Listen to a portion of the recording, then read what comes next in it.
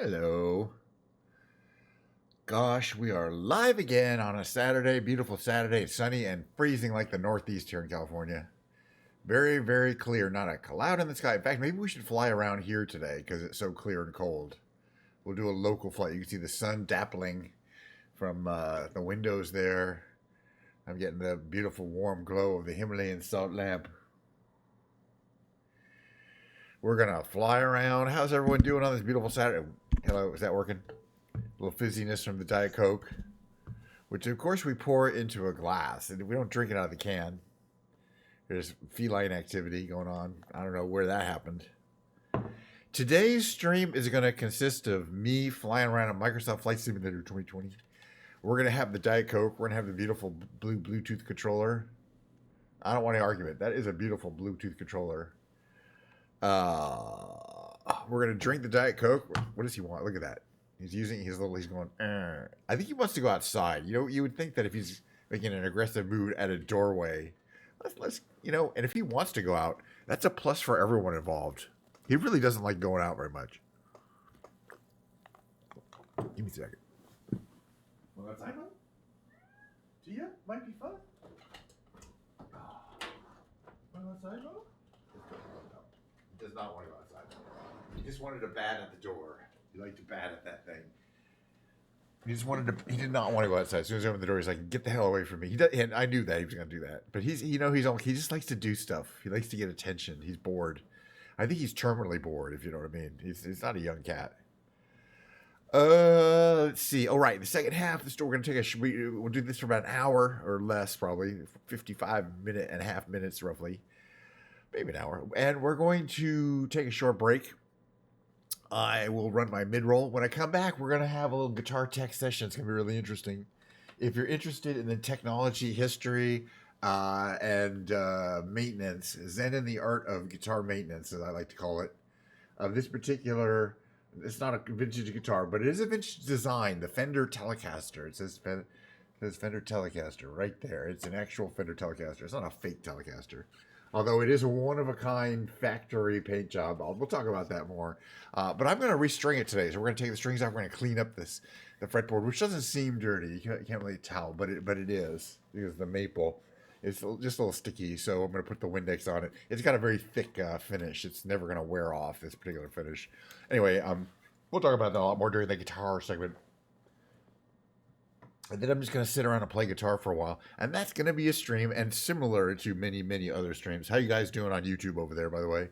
All right, let's switch over to the game playing camera over here. Now you'll notice I brought up Microsoft Flight Simulator 2020. I went in a little earlier and adjusted my fleet of aircraft. Like I like to rotate certain planes in and out of existence. Well, in and out of the garage, because they can't all coexist. I can't have them all loaded at the same time. It would take about half an hour to load this program. But I have loaded some other planes that I haven't had in for a while. Okay, so we're going to take off from my local aeropuerto, which is here in Livermore. This is what we call home base here. I've never actually physically been there, but it's pretty close. All right, so let's look at what I have here, because I want to try to remember what I've added and subtracted. The A4 was there, but I think the F5 I put back in. I kind of want to try that. That's been in there. These are all been in there for a while. That's good. That's fine.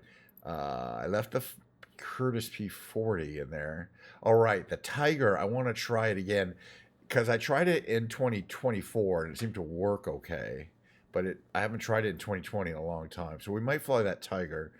That's one possibility. Oh, there was an update, one of those updates that they have for content updates for specific planes. And one was for my OB-10 Bronco, which I also love flying. This one here, the North American. It didn't really say there was something about startup sounds. But I figure every time there's an update, hey, it's an excuse to try out a really fun, interesting plane that we really like doing. And the other thing, of course, we can't. And since we're in 2020, we have the opportunity to do the Flying Pink school bus. I just want to see what else I got in here, because as I said, I just adjusted my plane load, as it were.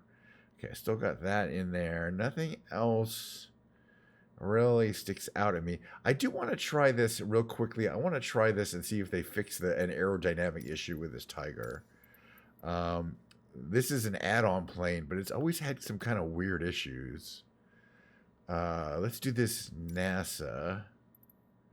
And I'll typically rudder issues, and I'll show you what I mean. But I believe I remember how to cold start it. So let's try it out. Let's try cold starting. It could be fun. It's a beautiful, gorgeous, incredibly cold and sunny, clear day here in the Bay Area. So we might have great visibility. I'm hoping. The second flight will not be in California. But the Bay Area also always offers really nice vistas. We'll start kind of where I am. We'll fly over the East Bay Mountains. We'll check out Oakland, and we'll end up right in San Francisco where there's so much to see. Assuming we get off the ground at all, you know what I'm saying? But I think we will. We got plenty of Diet Coke. My pad is charged up. And I'm looking forward to doing a little exploring. Again, I have a feeling that this plane may still be scuffed in 2020. What was it? And by scuffed, I mean rudder issues. I'll show you when we get there. But this is 2020. In 2024, it worked. So I may be wrong, and I'll show you what I mean. Let's see. Okay, this is the plane here. It's it's one of the prettiest planes they make in the game. The Tiger is just such a shark-like and just efficient aerodynamic shape. The F5. Beautiful. This is the NASA used these as trainers. Also T-34s, but which is a very similar plane. This is the F5. 2 small engines, lots of stuff going on there. All right, let's get in here and see if we can warm up this guy.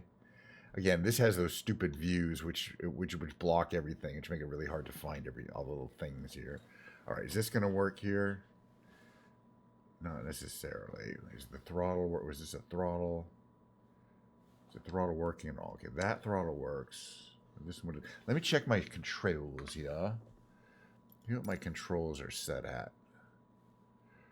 Oh yeah, we don't want this. We want this to be my throttle. Okay.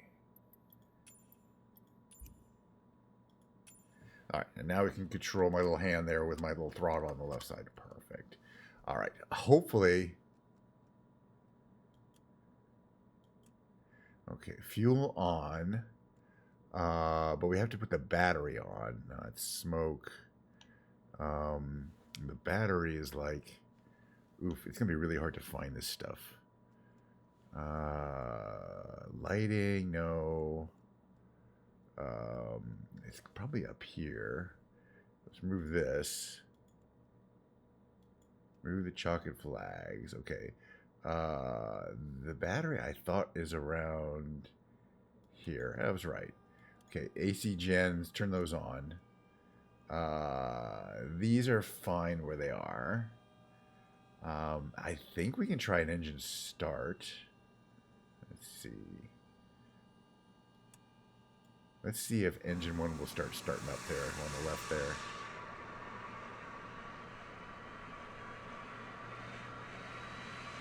I hear something.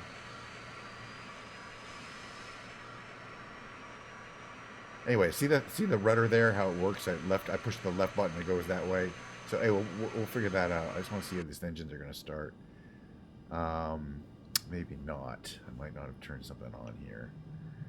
Fuel cutoffs are on. Oh, it's all smoke. That's fine there. I guess probably we need the fuel pumps on, maybe. Probably. That's good. Oxygen normal. These are good, right? Is the other engine going to start up? Let's find out. Engine 1 started up, okay. Don't claim it. Don't tell me I don't know how to start engine. All right, let's start up engine 2. We can see RPMs coming up on engine 2 as well, and temperatures. Those are those columns there. Very nice.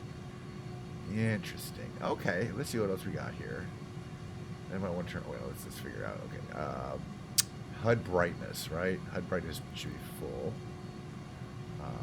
Let's see. Okay, the chute is there. That's a landing gear. What is this, these switches here? I always forget. Nose wheel steering and parking brake. Oh, cool. Parking brake off. We'll need eventually. Throttle. And does this have like air brake? Okay, that has air brakes on it. Perfect. But I think I can activate air brakes from here like this, right? Yeah, they're on the bottom. Kind of hard to see there, I think. Yeah, those are the air brakes, the paddles there. And there they go up. Okay, so I can operate them from my throttle unit. All right, let's start. Let's fly around. I think this plane should. Let's find out if it works. I can't tell if I'm in the air. Oh, I haven't turned on my electrical system. One of these is calm. No, we don't need that much. Nav lights, formation lights. I don't want these on. Where's my radio though? Beacon lights. Yeah, we want those on. It's one of these.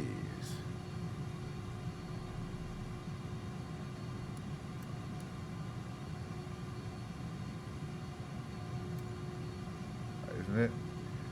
The communication system's over here, right? We don't need it, but what is it? It's gonna say radio. Okay, cockpit, flight instrument. We'll find this. Look at it real closely. Master, right? Norm.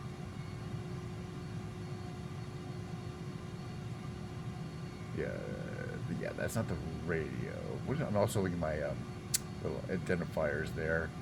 The gyro, anti-ice, that's all good.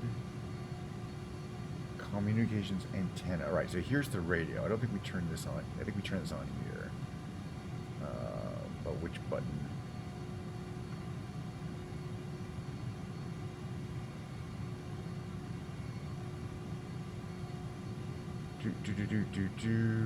One of these buttons turns on the radio, I would think. Down here. This is a radio button down here. Alright, well that might be a mystery. What are also these, potentially?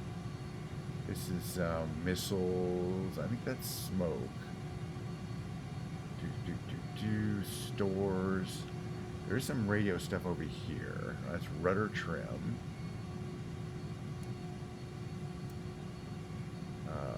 Chaff and flares. It's just interesting stuff over here. Yeah, we're not going to be able to find the radio, I don't think. Well, it's not. It shouldn't necessarily be there. Okay, that's all on. Interesting. Yeah, I would think it'd be down here. What's this here? I don't know what I turned on. I don't think I turned the radio on. I did not. Cockpit, engine instruments.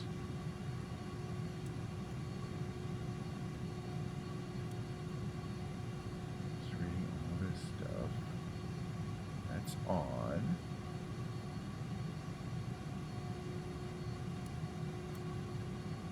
That's on. That's fine. It's all good. Enter. The generators are on, right? Okay, battery is on. What? By the way, we're going to get going, but I'm trying to figure out where the radio is. I wonder if we have a checklist that will tell us where the radio is. Let's just figure that one out. But yeah, let's see. Cockpit preparation. Navigation lights, no. Engine start. Avionics master. Did I not turn that on? Oh gosh, it's not going to show us where it is.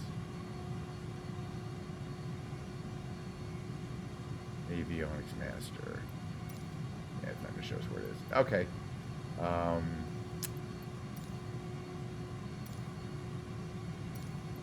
Yeah, it doesn't show here anything except the avionics master, which does not show where it is. It's somewhere here. They're not going to show it. All right. Well, we don't need the radio, I guess. Yeah, see, we're still off. Huh. I've never run into this issue before, but I rarely fly this plane, which is the reason why I'm flying it today. So we're going to take off without any radio. I'm tired of looking for the radio button. It's one of these mini buttons here, but there's no way of knowing. It's not near where the radio controls are, which are here. I don't see, or down here. There's all this stuff here, right? None of these is on off a radio. So it's probably a completely random, unusual location. And you'd have to look at actually look at the paper manual to figure it out. I'm not going to do that. But it seems to be fine. Okay, so when you're on the ground, the nose wheel steering is fine, and it turns fine. But when you're in the air, my feeling is what the problem that I noticed previously with this plane is that the aerodynamic forces on the back of the plane are reverse of what they should be when you use the rudder. On the ground, the only issue is the rudder is also turning the nose wheel. It's called nose wheel steering. All right, let's just get out of here. All right, flaps to half.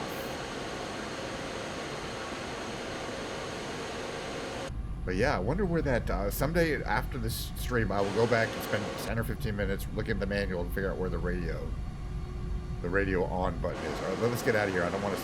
We've been sitting here for what, 18 minutes? Let's get full afterburners there. Oh, and the engines failed. The engines have failed. What's that about?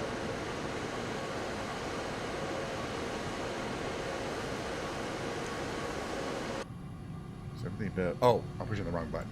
There we go. I was using my button. It's not my throttle.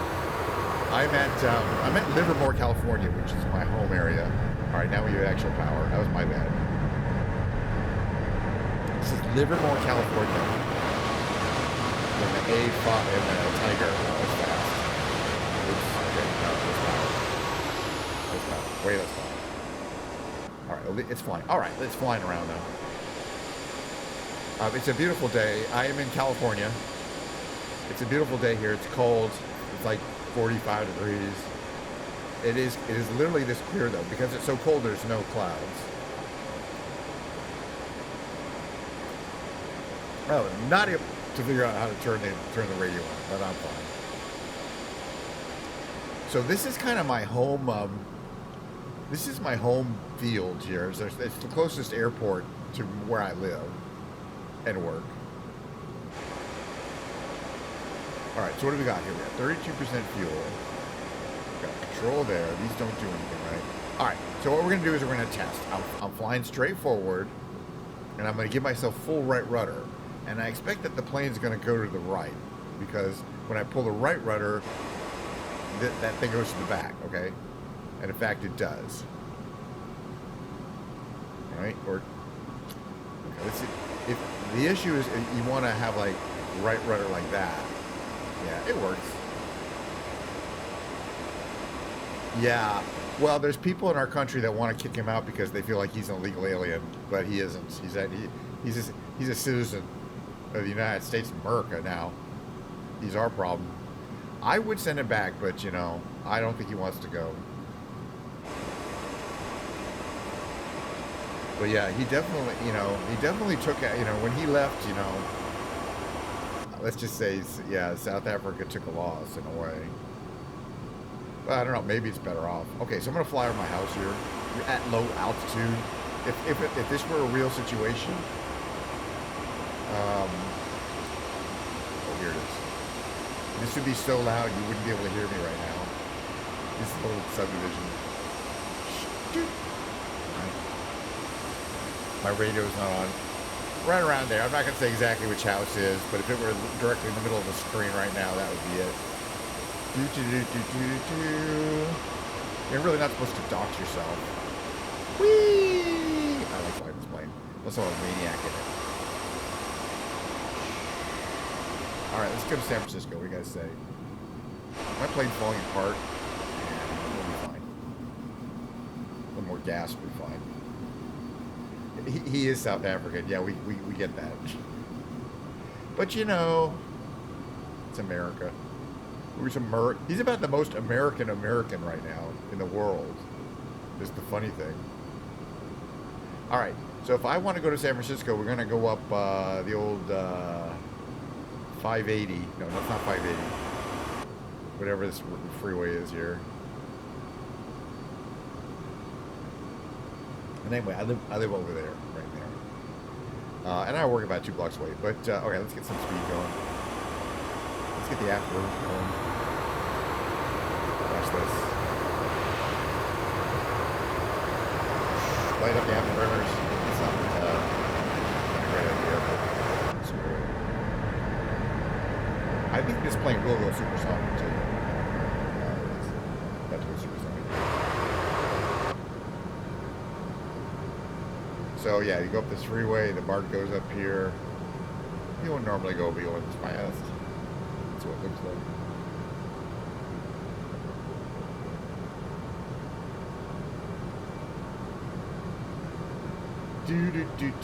But yeah, it's a beautiful day to be flying around the Bay Area because it is a very clear day. It was raining, it's probably going to rain again, but we're kind of in between storms and it's very cold and clear. It's not very, it's a little too cold to be, even the sun is bright, it's still too cold to be outside. So Alameda and Oakland, or Alameda and Oakland Airport's kind of that way. So Oakland itself is this way. Actually, Oakland Airport's this way, that's right. Oakland Airport's our way.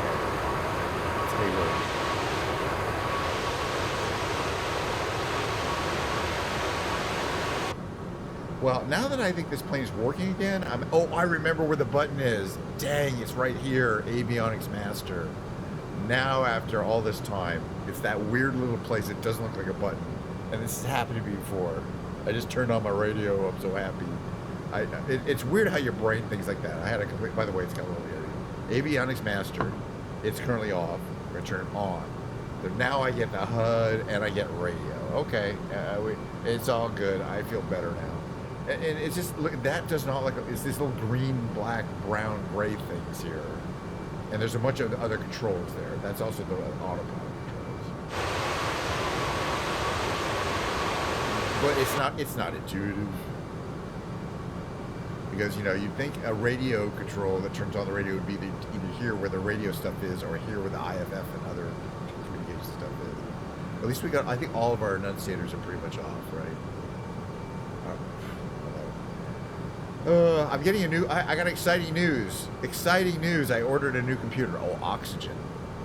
We should probably turn oxygen on.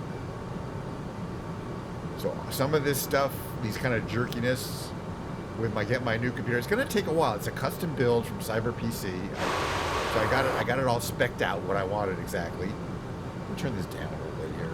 It seemed a little loud the other day. Should be around there.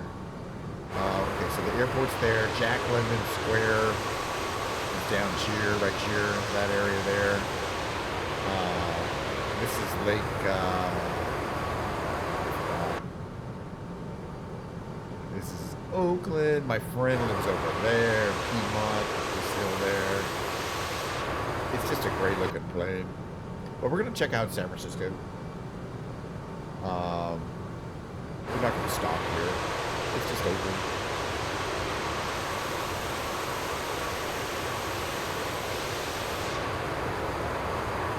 We're gonna fly low over the bridge because, you know, why not? I keep thinking, you know, I keep telling you, someday the FAA is gonna knock on my door. They're gonna put me in handcuffs and haul me away. But till that day, I'm just gonna keep flying dangerously, putting virtual people's lives at risk. I wonder if we could fly under the bridge. I know we can go to the Bay Bridge.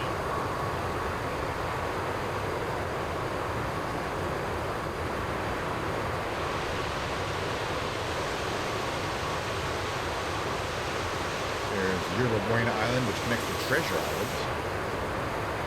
And this is the old bridge here.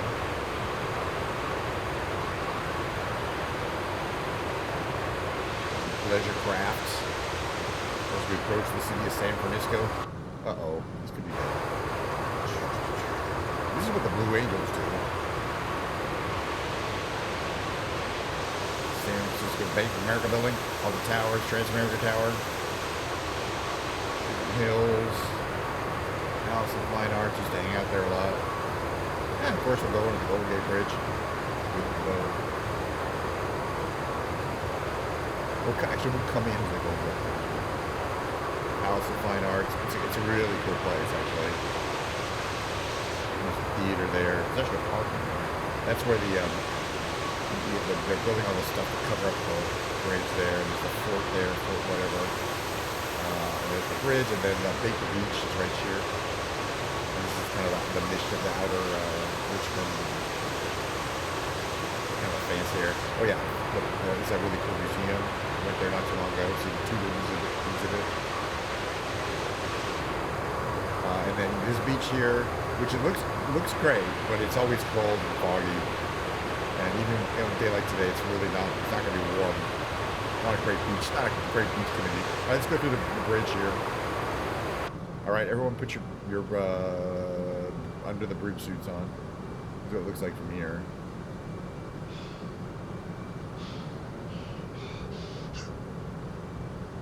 Got to get nice and low. Hey, stop breathing, sir. You'll be fine. Got to get nice and low. We're going under the bridge. Under the bridge. We're traveling at almost 400 knots. We should probably bring us down over there, in fact. Get that huff and puff going there. We're going to go to the right of this LNG tanker here.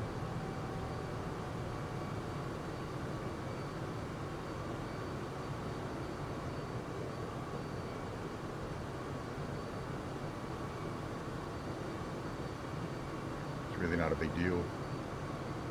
It's kind of fun. Uh-oh. What was that? Hey, I was having a good time. You know, we're going to do a different plane. That was fun, though. You saw enough of San Francisco. I don't know. I think I was just getting a little overambitious there. Yeah, main menu. We're going to fly a second mission. That was fun, though. And I figured out finally where the on button is for the avionics. That's the important thing. Landing is not always the most important thing. All right, somewhere else entirely. Get out of this zone here. We don't have to fly here again. We can go back to Europe. You know, Europe is always amazing. Innsbruck. It's always fantastic. Kind of should be snowy. We're going to make it earlier in the day. And we're going to switch a different plane in. And what shall it be? I was going to say the OV-10 Bronco, but I don't know. I fly that plane a lot. Something that's a little less tempting to go wacky on. That was fun, though. I'm personally glad that there's consequences. And by the way, in 2024, it would just be like, oh, you crashed, and then it starts you at 5,000 feet at that current spot, which is fine.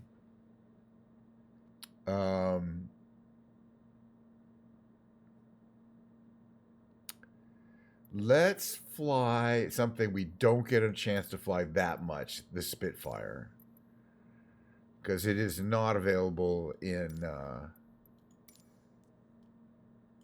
2024, as far as I know. I'm pretty sure it's not. And we're going to cold start this one. This is also a challenge to cold start and fly around in. So that's what I enjoy doing, the challenge. I like the challenge of it. This is obviously a very old design. It's got a lot. You got to prime the... You got to pressurize the fuel system. You got to prime the engine. There's a lot of stuff going on. So,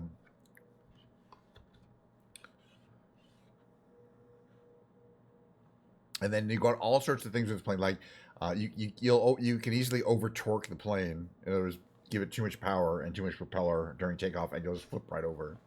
Because the plane is so that produces so much torque, twisting torque, that tends to want to move your plane upside down effectively. So you don't want to take off with full power. You take off with partial power. It's plenty of power. It's a very powerful plane. In fact, the full power is only for times when you really need it for emergencies, effectively, because you'll burn the engine out. But hey, for a plane that might have military applications and you might need that power when you're fighting the enemy, that's how they did it. But yeah, this is interesting. The throttle is definitely for, for specific purposes. All right, let's take a look at this plane from the outside, see how she looks. This is one of the great ones that's got that shark, again, those shark teeth. It's the gray nurse, beautiful. It's actually kind of olive green and gray. Just a beautiful thing. We got these Swiss, Innsbruck, so it's a Swiss Austrian, Swiss or Austria, one of those. I think Innsbruck is Austria. We've flown out of here a few times. Gorgeous. All right, let's get started up. So let's see. We got to have, let's see, tank fuel on.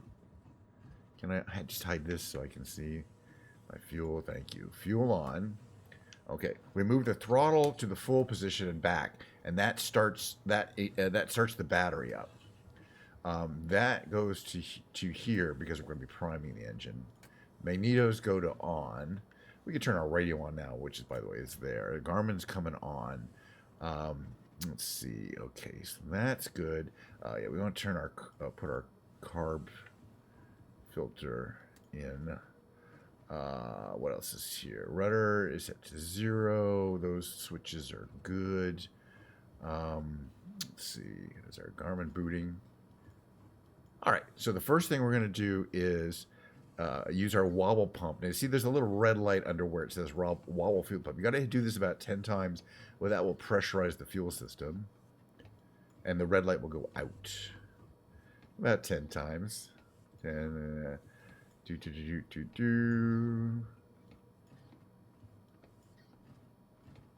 and the red light went out like I promised. Okay, then you're gonna open your primer. It says under primed. So you're gonna do this 1, 2, I think 3 times should prime us. 4 times. It depends on the temperature outside. Why does it say under primed? Primed. Okay. Now you open both of these. And let's see if we can start up. If I remembered correctly, it's not that easy. Oh yeah, I gotta actually modulate the this too, I think. Actually, I think we can start up here. Let's find out.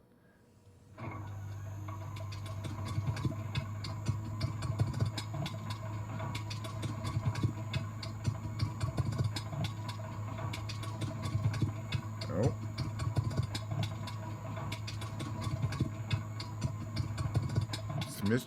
I missed something. I gotta operate the wobble pump. Okay, primed. Okay, the magnetos are on. That's on. The throttle should be around here. I guess the prop should be up there. What else? Does this have to be on? Battery is on. Yeah, fuel is on. This could be tricky. Wobble pump. Is that plenty? Maybe I have to have this here.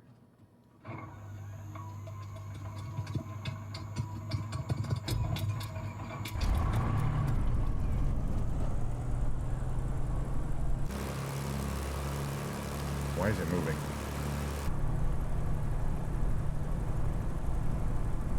The wheel brakes are on.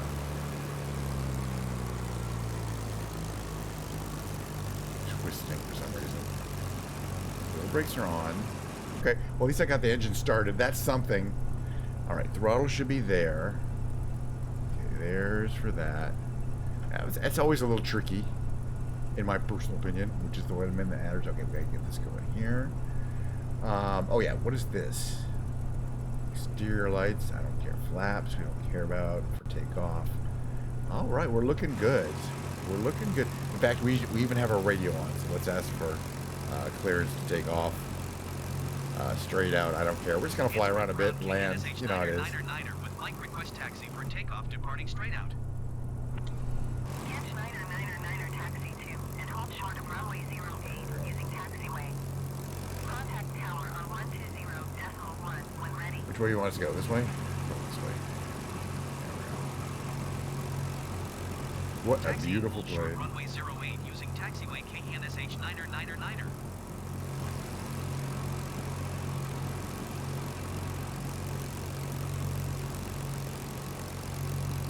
And you just got to be careful with the brakes because you can because you got so much weight at the front of you, you can easily go forward over onto your propeller easily.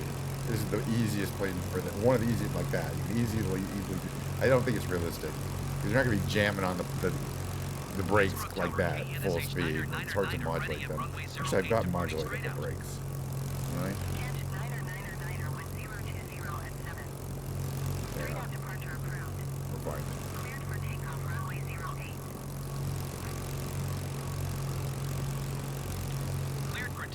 runway 08 KNSH 9er. Oh, damn it. Dang it. I told you. I wasn't looking and I overbraked.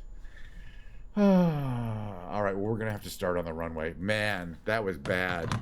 I am not playing well today, which is good because if you did well every day, you wouldn't have that triumph of actually getting the plane off the ground. We're going to warm start it in the same airport. Man, that is a really serious problem with this plane. It is you're going like 3 miles an hour. 3 miles an hour. 3 to 5 miles an hour. I'm serious. You hit the brakes, the plane goes crunch. Well, then why would you do that? You know, why would you hit the brakes real softly? But no, because of the control system, you only get full brakes or no brakes. It's stupid, okay? So they should have compensated by making the brakes a lot less powerful. You know what I mean? They should have done a little non-stupidity, de-stupefying, but they didn't. So this plane is almost impossible to brake. Now, think about when you're landing and you want to brake. How do you do it? Well, you have to pull the stick all the way back while you're landing, which I also wasn't doing. So kind of my fault. You're supposed to pull the stick back while you're braking. Okay, I didn't do it. All right, let's see where we are here. Okay, wheel brakes on. Now that I almost died again, man. But that's fine. We just restarted. Okay, I just want to check to see everything's good. Looks good here. I got way too much fuel because of that restart. We can fix that. This thing starts with a huge amount of fuel, which you don't need. We're going on a short tourist flight. All right. So again, what we're going to do is put the throttle up to about there, and then try to stay here. Hopefully we've got the right amount of trim so that we don't put the propeller into the ground. But that's the right amount of speed so that we can pull off real nice and gently. Where are my flaps now?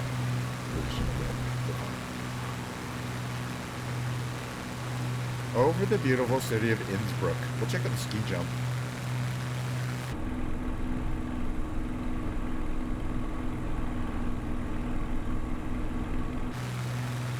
Okay, and that's where we took off from. Beautiful terrain around here. I think we were here like not that long ago, like maybe last month, like December, like yeah, 2 months ago. This is real familiar, but I like this. I like this area. I mean, it's just very evocative, real different than California. But yeah, we went on the Burgess Hill ski jump, and like I got off, we jumped down the ski jump. I guess that was a couple months ago.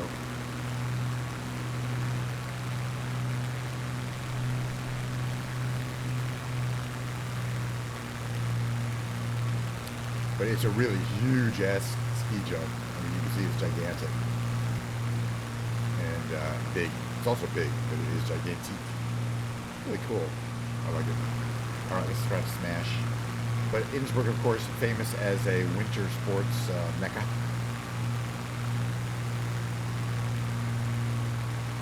But I didn't change the weather. I believe this is current weather. I changed the time of day. Let's just check, make sure. Live weather. I changed the time of day to be earlier in the day. It's obviously it's like 11 p.m. there.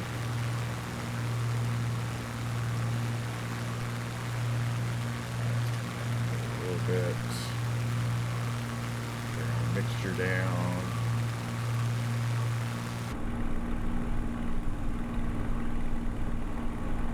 There. Yeah, I'm leaving your airspace. But yeah, that's the thing I really need to remember on this plane is that braking is dangerous. It's fraught with unlikely chance of success. Innsbruck.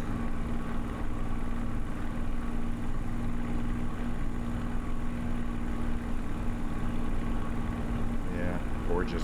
But as I say, 2024 looks even a little bit better. But we're going to fly 2024 again when they come out with the Sim Update 1 for 2024, which they've said is going to happen before the end of February. So I decided to not play 2024 again until that update. That way we'll come at it kind of fresh, and we'll try to see, you know, what do they fix? What's still broken? You know, we'll kind of be able to judge what kind of speed the improvement, because there's definitely some pretty major things that are an issue. Hopefully they'll fix whatever is going on in the sim that makes a bunch of the 2020 planes broken in 2024, like the Avis and a bunch of other planes that have and the Flying Pink school bus. A bunch of planes have issues. This plane I don't think is available.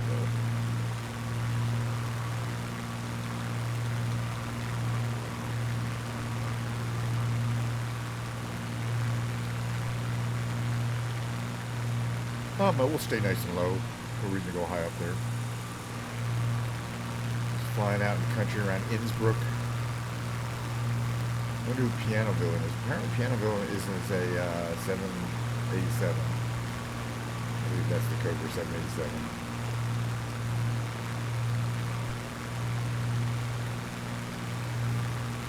So that's another player. That's not an actual flight.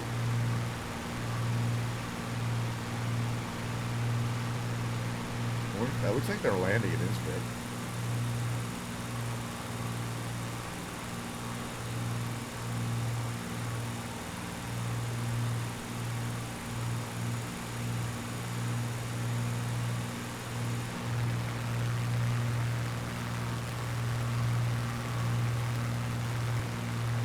And here's what it looks like from here. Little houses and towns.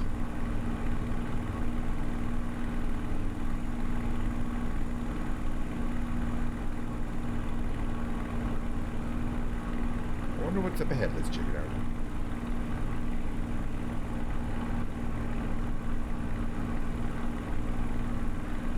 Learned a few things today. I gotta remember to get refamiliarize myself with planes. I was able to start this plane. It took 2 tries, but I didn't do anything too differently. But I gotta go on.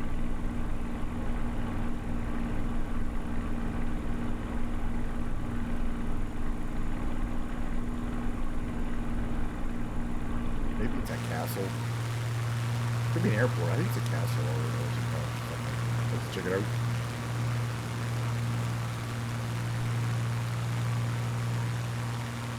The Spitfire is certainly an iconic plane from World War II. One of the 2 British planes, the Spitfire and the Hurricane, or single-engine fighter planes. And Spitfire was probably better. By the way, what do these things do again? There's like little buttons here. Oh yeah, show tablet.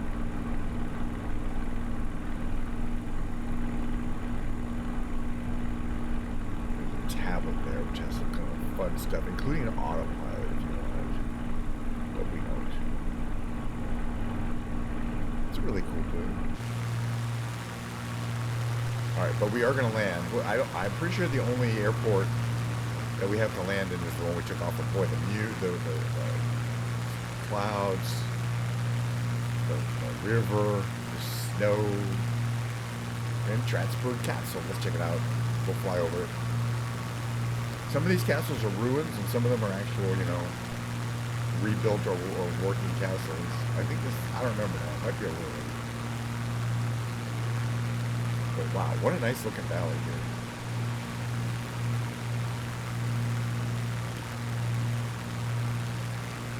If I remember correctly.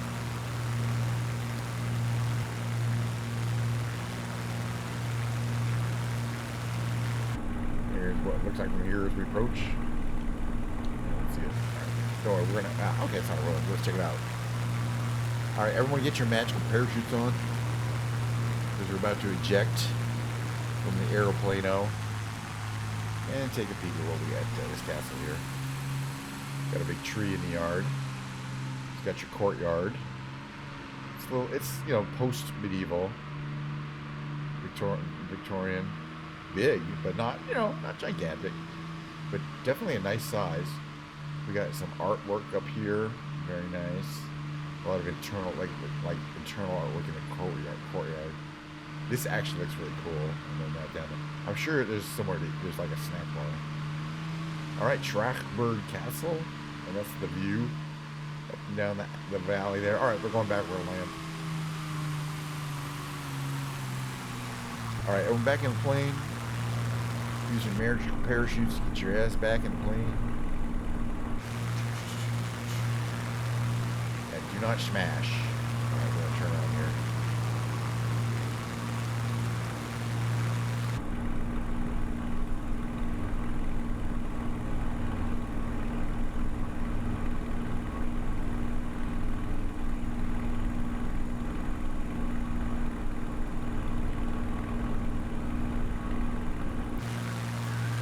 that's where we were right there.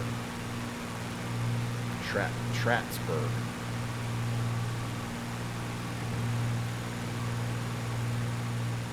Which hard to fly sometimes like that.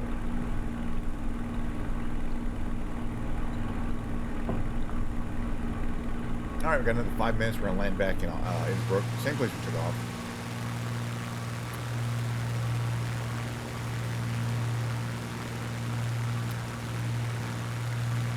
Because there's not too many airports around here, and it's a nice big one. As I mentioned, because we're a tail dragger, and I mentioned it's also almost impossible to brake. You need a very long runway to stop, or you'll go off the end of the runway, and this is not going to be a good day for you. So you not only do you need a long runway, you need to put your ass down at the front of the long runway, and then very gently brake. You've got to kind of modulate the braking button. You can't just hold it down. It's kind of silly, but once you remember that that's the only way to get it done, it's possible to get it done.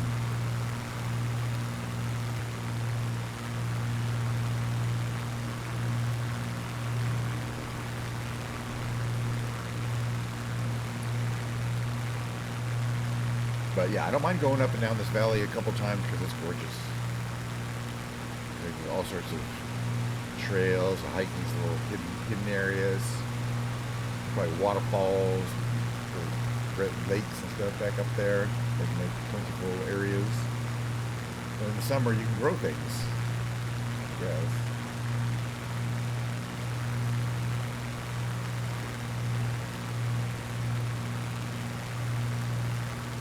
Oh, by the way, you guys, this is the F5, or that before was that the F5? By the way, I just saw somebody typed comment in YouTube. I am streaming to YouTube, but that was the F5, by the way. Somebody typed a comment to YouTube. Thank you, by the way, but they left because they typed, is that the F5? I didn't say anything, and they're like, I'm out of here, which is reasonable, but you know, I don't care. I'm not here for the chatters, especially on the weekend. Nobody comes on the weekends, which is good. Those are my favorite days to stream. It'd make me nervous if I had to like talk to people a lot. I just want to talk to myself. Thank you. Cheers. We're making good headway on the Diet Coke. But there will be a guitar stream, and we're going to do some guitar tech stuff and talk a lot about guitars. And it's going to be very, very dull unless you find that a fascinating subject. And maybe you do. But then we're going to change some strings. We're going to put a new set of strings on. We're going to tune it up. We're going to play the guitar. It's going to be a whole musical system here. But first, we got to get this bird on the ground safely, so we all survive the thing. We got 10 miles to go. Looks like the plane's holding together pretty well.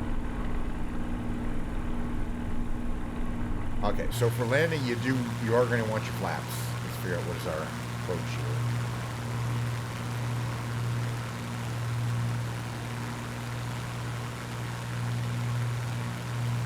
We're about right.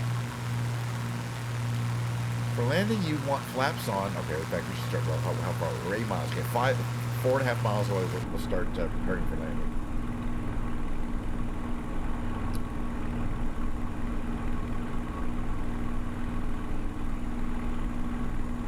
And by that, I mean we'll start reducing our throttle. We're going to put some flaps down, put the gear down.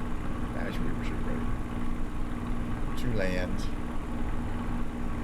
Some versions of these planes, in some situations, you'd be expected to open the cockpit, which would help slow you down and offer you the ability to stick your head out the side of the plane, which is better visibility because of the nose. But we're not going to do that. All right, we're 6 miles away.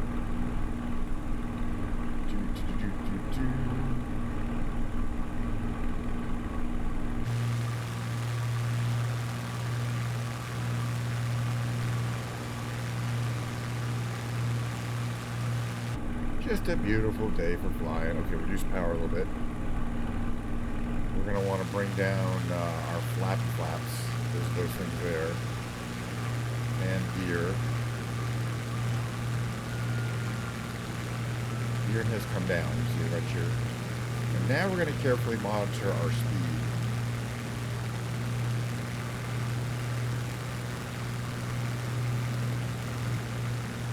So we don't go too slow.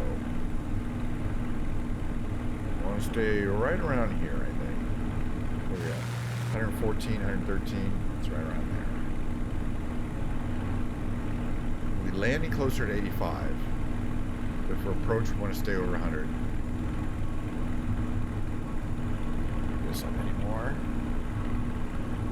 Coming in low over Innsbruck here. In the valley here.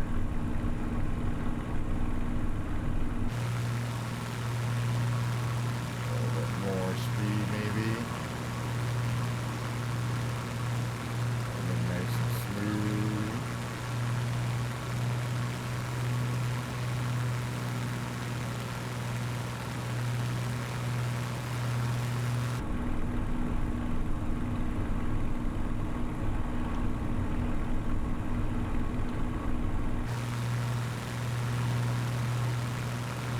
As I said, I'm coming in real low because I want to land right at the end of this runway here.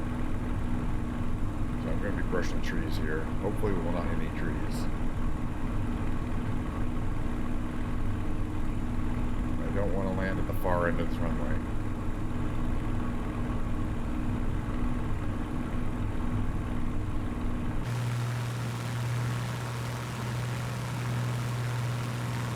And we are quite low. I don't care.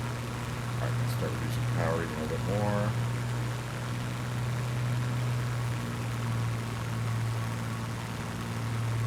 We don't want to bump the signs, but we want to get real nice and low here.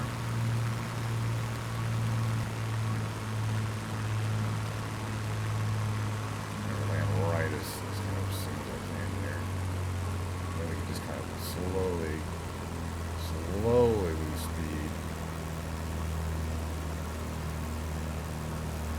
Yeah, we're gonna bounce. We're a little hot.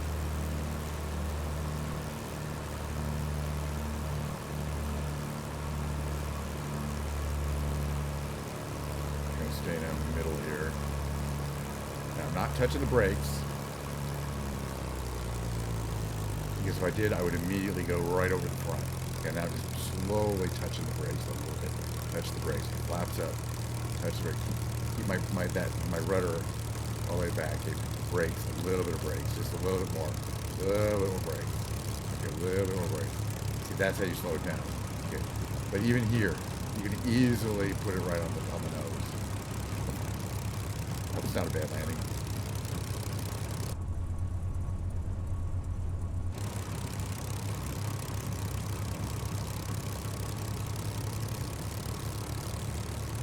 And we're back where we started. That was fun though. At least we got a successful landing and takeoff. The second try, hey, it doesn't always go perfectly. Alright, canopy up or open. There we go. Canopy. I gotta open the canopy, get some airflow.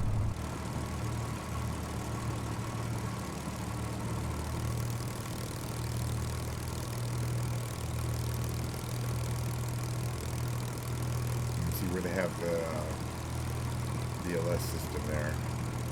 Wireless vertical approach system. Lots of trees, lots of snow. We're gonna take a little picture here. I'm going too fast, which means it's gonna be almost impossible to stop without dying, but we won't care too much. Yeah, put your tail all the way back. And the rudder all the way back. Makes a big difference when you're trying to stop. To not go over onto your front.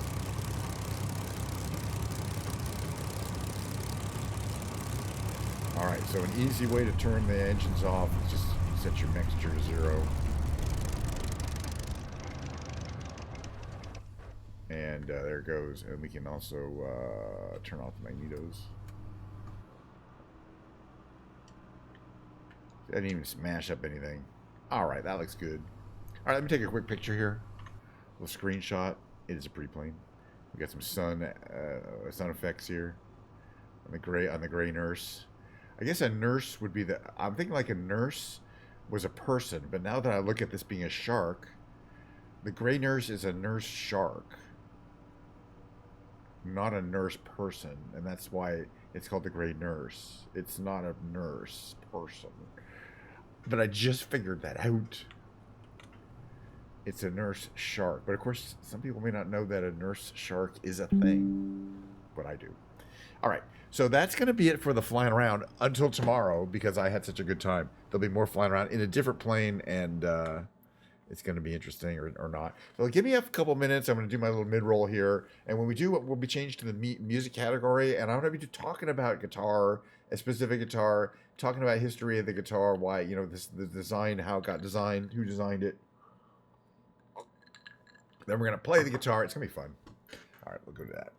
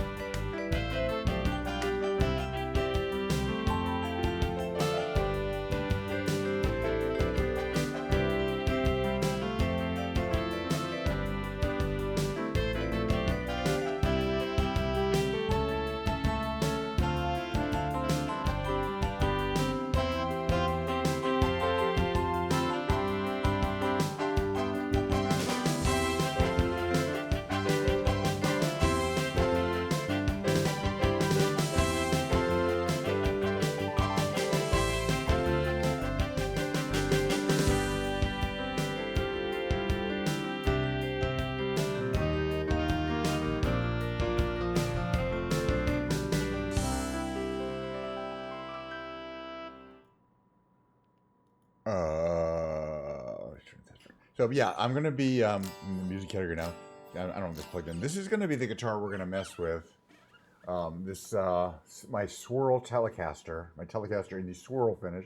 I'm gonna talk about it, but what I want to do is sit on the floor over here. So we're gonna switch to my instrument cam. What I call the instrument cam. There's a foot, so that you can kind of see what's going on as I do my tech stuff and talk about this guitar. I bought this guitar in 2013. At the same time, I also bought the Stratocaster, which is also a Swirl Stratocaster, but doesn't look anything like this. But I bought them from, I think, Sweetwater Online, where they showed a lot of photos. By the way, I gotta fix that. Anyway, we're going to take the strings off and clean it up. We got a towel. Where's my towel? One microfiber towel. We got some Windex. Clean up the body. It's really not, this doesn't really show a lot of fingerprints, but we'll clean up this area here. The fretboard is really where it gets a lot of finger oils and stuff like that. Okay, I want to bring my Diet Coke over here. Diet Coke. But more importantly, I put my iPad open. When I put my iPad open, that way I can have my own stream in my line of vision. And should ever anyone decide to talk, or I can figure out what my, I can basically get my my image. Hold on a second here. Let me just look at my own music there. All right, perfect. See, now I got my iPad and the field of view. I can adjust this camera here. Oh, I got to turn this down or you get an echo. No echo, please. All right, so there's this guitar. Oh, I need my pillow to support the neck.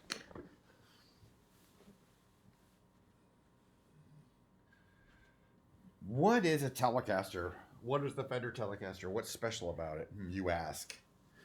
Well, beyond my, I mean, it's a great guitar. It's a special guitar. It's one of the first, really the first mass-produced solid-body electric guitar. This guitar was designed in the early 1950s by a fellow named Leo Fender, who was a very interesting person, but he was not a musician, and he really didn't see himself designing musical instruments as a living. You might ask, well, what did he want to do for a living? He wanted to sell tube amps. He wanted to sell specialty tube amps that he had designed and built himself, or modified. He had a business where he would fix tube amps that were broken. Tube amps were a big thing back in the 40s and 50s and the 30s. They were used for public address systems. Obviously, you know, people would have an outdoor area. They'd have a tube amp, and they'd have a speaker, and they'd plug a gramophone into it. Or they'd use it for speaking, so somebody would talk. So for those purposes, you wanted the two amplifiers to be as pristine with the signal and just amplify the signal and make it sound as perfect as possible. Which way is my little thing here? This way. Okay. This way. And so everybody was attempting to build tube amplifiers that sounded completely clean, perfectly, had zero distortion, and that's the only kind of, you know, and that was the mecca of design, because that's what, you know, obviously what they were used for, but right around that time, people were amplifying musical instruments, and finding out that when you amplified a music instrument enough, and it was a hollow instrument like a guitar that had a pickup. Shit, something bad happened to my stream. Am I still streaming? I'm not. Oops. Sorry. Hold on a second. Wait a minute. Am I? Just checking to see if I lost some frames. No, I guess I am. I don't know what the fuck I'm talking about. All right. So anyway, he had this business of modifying and fixing tube amps and building his own tube amp. Well, not originally building his own. But he and some musician friends had these jazz-based electric guitars, or they were the electric guitars at the time were acoustic guitars, because nobody thought, well, you should have the idea of an electric-only instrument was pretty crazy in the 30s and 40s. You had guitars that had, you know, they were acoustic. You didn't have to plug them into anything. Why would you want to? There was no, you know. But they're coming around to the idea of having an electric guitar that had pickups built in. Like, it was kind of a dual. Yeah, they were what I'll call a hybrid nowadays, but it was an acoustic guitar that they'd add a pickup to, and then they'd have to add the wiring inside there to,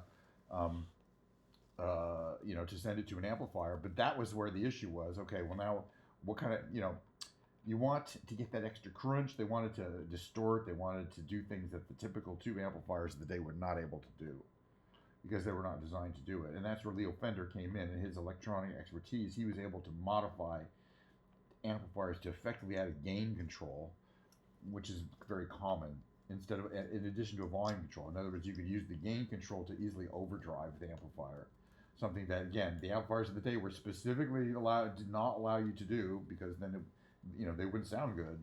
But they discovered that running a guitar through it did sound good, because you got this cool warm distortion that could also be very controllable to a very high level of distortion. That in the late 40s and 50s, that was really a kind of musical tone that people had never heard before. It was quite radical and didn't like initially, by the way. But Leo Fender, and so it wasn't very popular. Leo Fender was having trouble selling, making money with his business of fixing and modifying and selling tube amplifiers from his little shop in Corona, California. And there just wasn't that much demand for these amplifiers that had been modified specifically to be used as musical amplifiers, musical instrument amplifiers, specifically guitar amplifiers.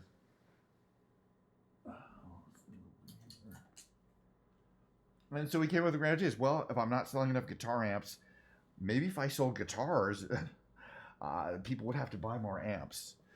So he said, well, kind of a brilliant idea. I want to sell more tube amps, but there's not enough people buying guitars. But hey, everyone who buys a guitar might need to buy one of my amps. And he had like a patent on these amps, I think. So he designed initially a very similar guitar to this called the Esquire, but very similar. The only thing different about an Esquire is it didn't have this pickup. It only had one pickup, only had this style pickup. Obviously, there's a lot of detail differences, but the body shape was the same, and this kind of the shape was the same. You only had, I think it had two knobs there. We've got to get, while we have this off, we're going to do a lot of that there. Make sure the body area is nice and clean where we can't normally get to it. Okay, and then we're going to work on the fretboard a little bit. Let's do the back real quick. It's got an incredible swirling effect on the back. These bodies are produced, just the bodies are independently produced from the neck, and I'll talk about that a little bit. And then so the body is separate, and then they dunk it in a tank with oil paints floating on the top, and they withdraw it, and the oil paints adhere to the wood, to the primer. The primer is just basically a very light colored. So wherever it's super light colored, that's primer. It's just I don't know. It makes for a one of a kind guitar. So he said, now at the time the way guitars were constructed were like by a luthier one at a time, by somebody who's trained in for years and apprenticed in creating musical instruments.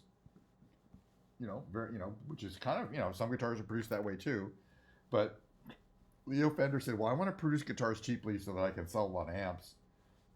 Can I apply the principles that Henry Ford came to the production of electric car, or the combustion car, the regular car, the Model T Ford, which he had done many years before, to the production of a guitar. And it was a really weird idea that nobody for some reason had thought of, that you could actually use kind of the assembly line concept to produce guitars a lot cheaper than if you effectively put a luthier and have him make one guitar, and then he moves on to the next guitar, and then he moves on to makes another guitar, and you just apply you have an army of these trained luthiers.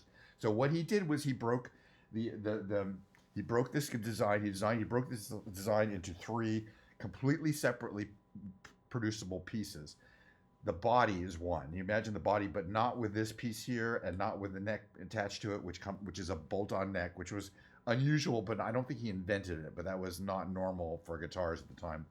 The neck is one piece, the body is one piece, and then this electrical system. In other words, this piece, and this bridge would all be produced separately by separate groups. One group would be producing necks at a breakneck speed. The other group would be producing bodies at a break body speed.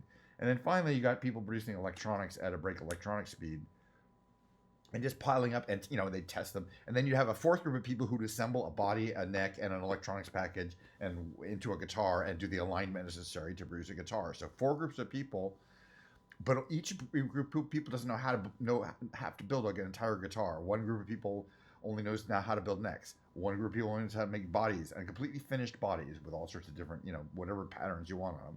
And the other group is electronics, and they know how to solder and cut wires and put these little things, these little pieces of mechanical gear together. Not very complicated. So we had 3 groups of people producing it, plus the one group of people who would take this, and bolt it all together and make a guitar. And he basically made the first assembly line for guitars, and so he was able to produce these guitars and sell them for about $100 each. At the time, it was which was a lot of money, but it was much cheaper than a Gibson. The Gibsons was making electric, had the actual, did also have solid body guitars, and other people did. They were more expensive. The Gibson Les Paul is a much more expensive design to produce. There's just no way to produce it cheaply as it is. It wasn't designed to be mass produced. People didn't think you needed to mass produce a musical instrument, and thought the whole idea of mass producing a musical instrument was wrong.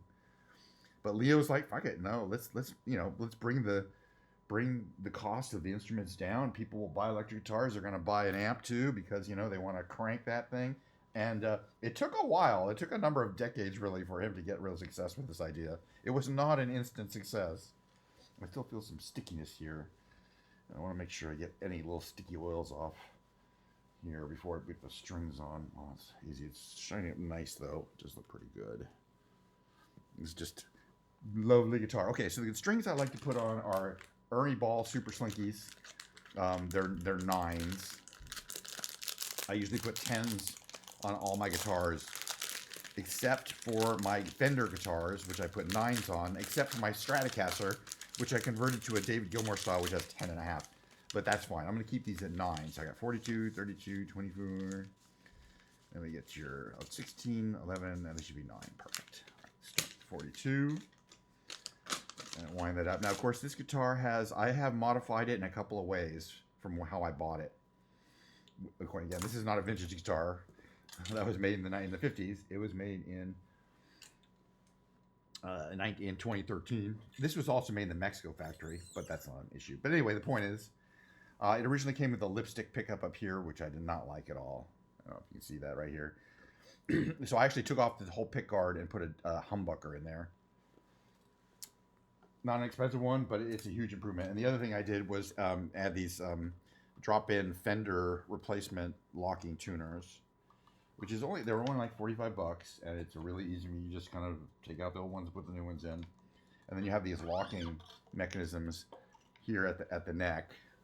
Can't let me see it. So I do this.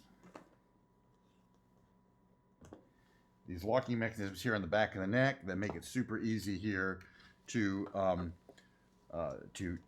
string up things and make it how. Again, I'm very anal about not having anything sticking out that's sharp. One second here. So I cut it about here. We really don't need a lot of string because it's going to get reefed down on. Put that there. Reef down on it so it's not going to go anywhere with our locking mechanism. And then we turn it to our tightness.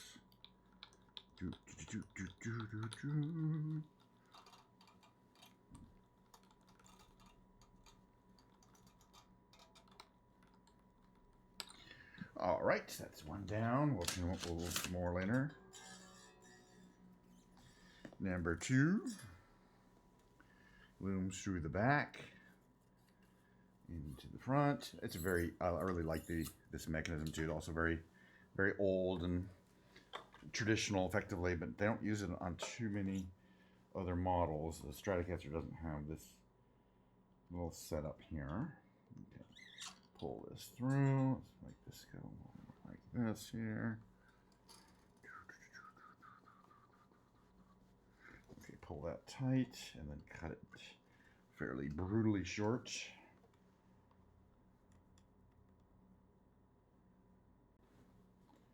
We're going to use our cutter here.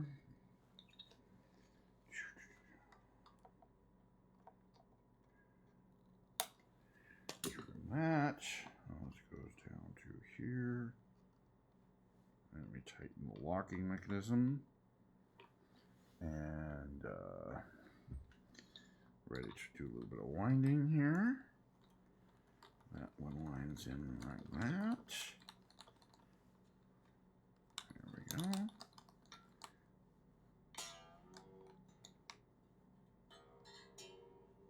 All right, ready for the next one. Do the back. Yeah, we're going to be doing guitar tech streams for a while because I want to kind of restring all my guitars. It's kind of that time of year. Okay, here's number 3. Eventually it's going to go into the little string tree here. Yet. Number there. Goes like that. Perfecto. String trimmer. Trim that about right here.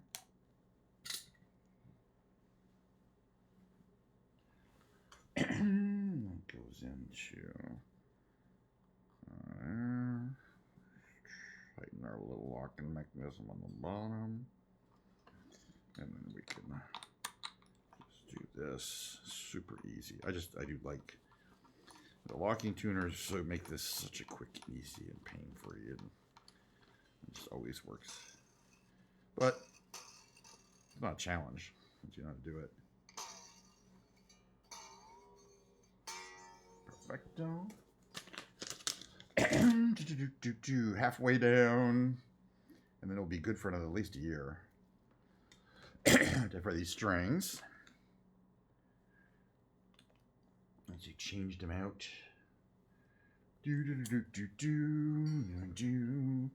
number 4.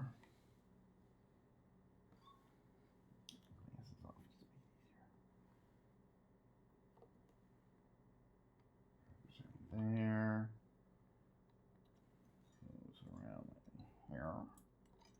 Make that nice and tight.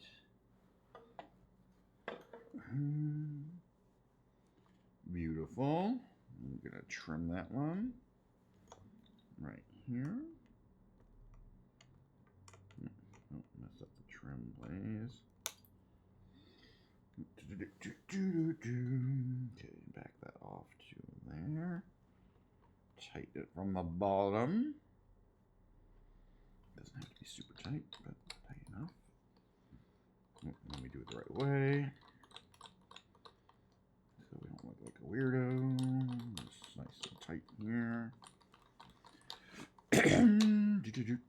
Boy, these string winders really save a lot of wrist. Make sure everything's going over the saddle. There it is. Next string. Number 5 out of 6. Okay, we're going to run this one through number 5. Right there. Pops through here. Pull it nice and tight. Number 5. So we're going to turn this way a few turns.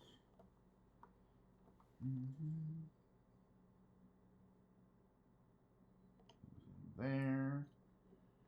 Pull that tight, goes under there. Pull it tight, get ready to cut your string. Cut the string right here. Man, figured I was going to do that. Not a problem. Put it back in. And just back it out until it's there. And tighten our little thingy down. Tuners are great. Okay, it's locked in.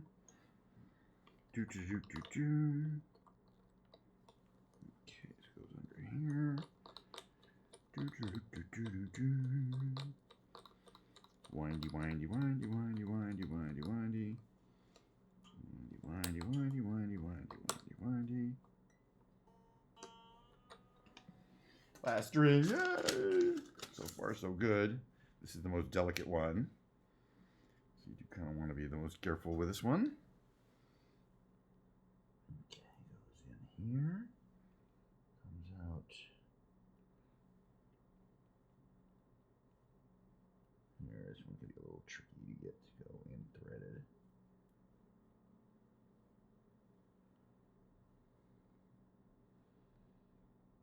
Do this right. It's going to take a while. Very good. Got it. Didn't take too long. Make that nice and tight. Okay, very nice. And our final string of the day. Okay, what I want to do is to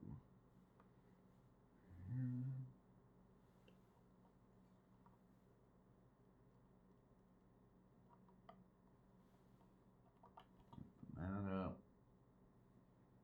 Put it through. nice and tight. Comes in over here. Do this a little bit here. And we'll cut this here. More about right here. Goes there. Put the string back and tighten it up. There. Tighten it up. No, up there. That's good. Very good. Alrighty, we'll be ready to start tuning it up and play a little guitar soon. I'm excited.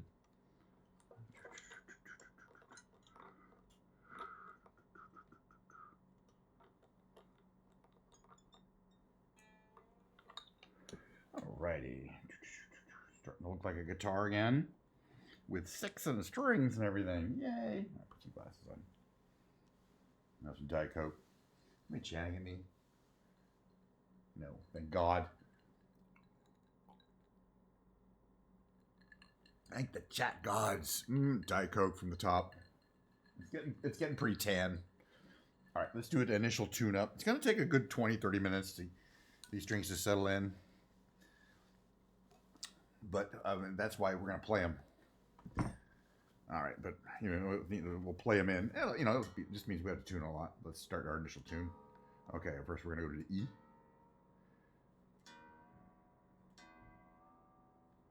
E. Make sure these are locked.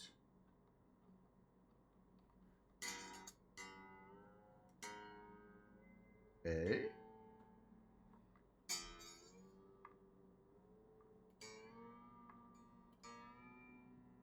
B.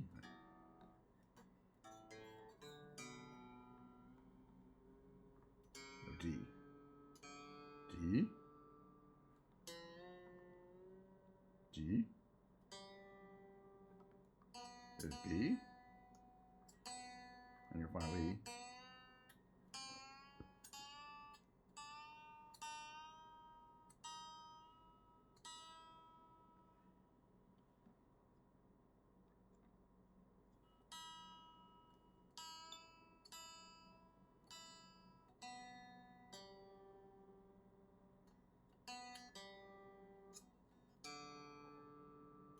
Alrighty.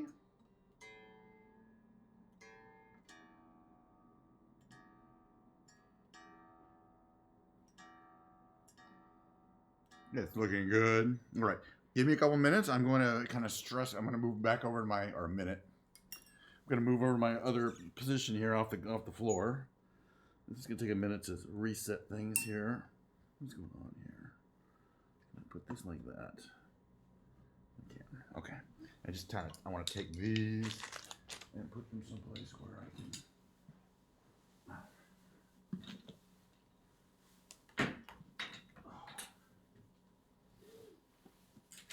Throw away all the old pieces in an efficient manner. We're going to go right back.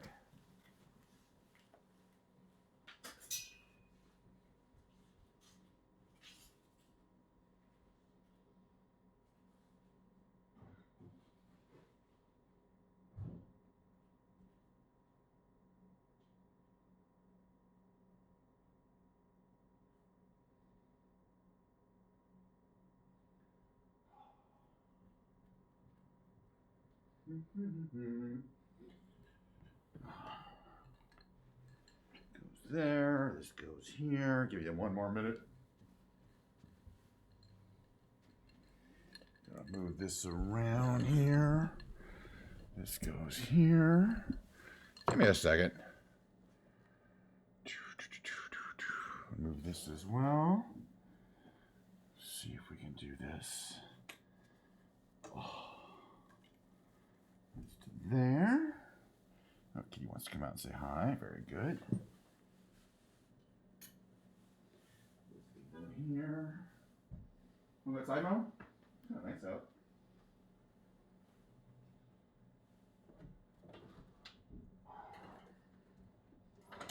Fucked up. Everything's fucked up. Alrighty. So what we're going to do is we're going to move this to here. We're gonna plug my amp into the sound system. I'm gonna put my headphones on. See how that goes. Technically, we'll be around on the normal, right to your normal. What?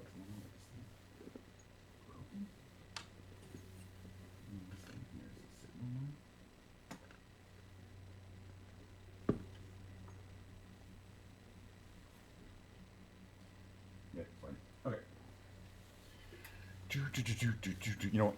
Put this on first. Jeez. What's going on here? Alright, very nice. Very nice. Then the headphones go on. Oh no, then it's still on. It's just a whole operation. It's a whole crazy operation. We're going to retune it again, obviously. If I don't do it in the right operation, the wires are going to go crazy. I'm going to switch this over here. Come on, you can do it. There we go. Now I can hear myself. I got just my chair again. Give me a second. Oh, everything's fucked up. Alrighty. Well, we're just going to have to go with it. Alrighty. Sounds terrible because it's not tuned up. But I got my tuner on it so we can tune it.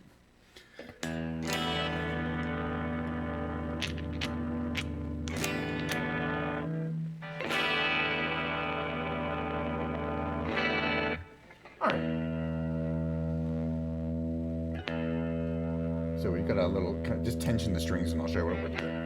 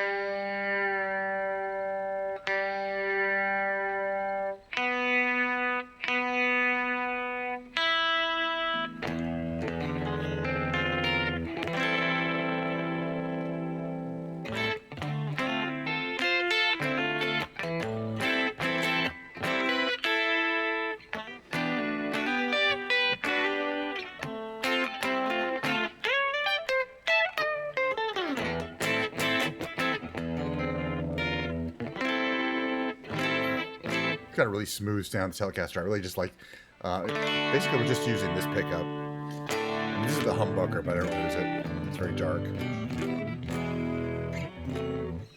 But this pickup here is just a really nicely done design.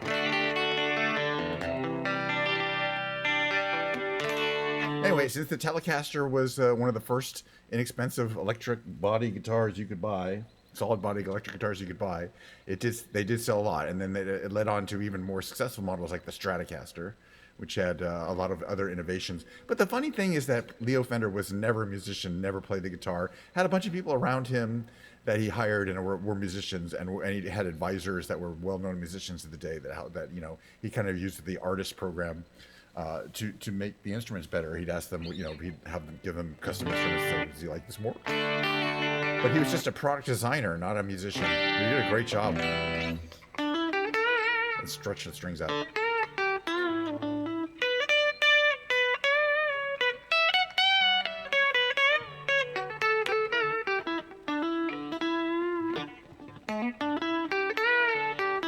All right. You tune. Something happened there.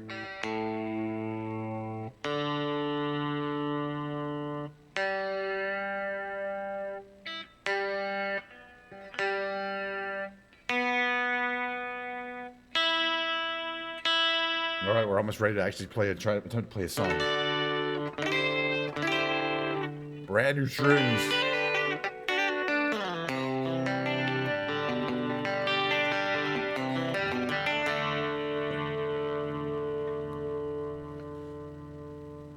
All right.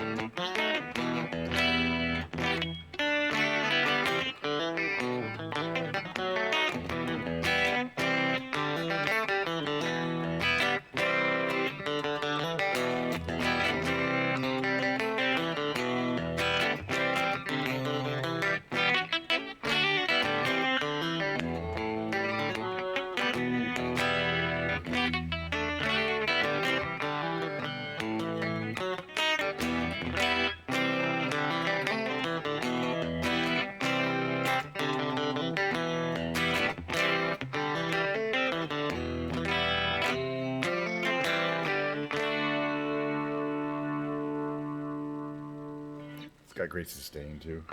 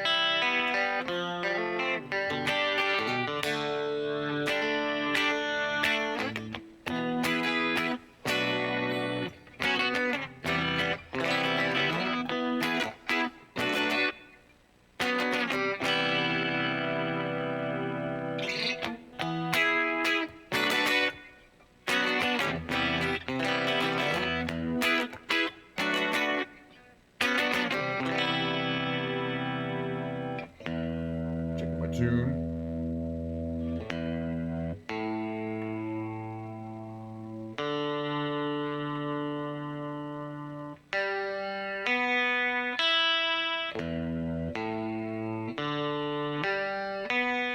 Close enough. Government work.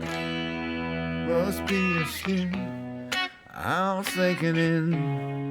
Must be for real. Now I can feel. I didn't mind. It's not my kind. It's not my time to wonder why everything goes white and everything is gray. Well, now you're here and now you're away. Don't know this. Remember that. I'll never forget you where you're at. Don't let the days roll by.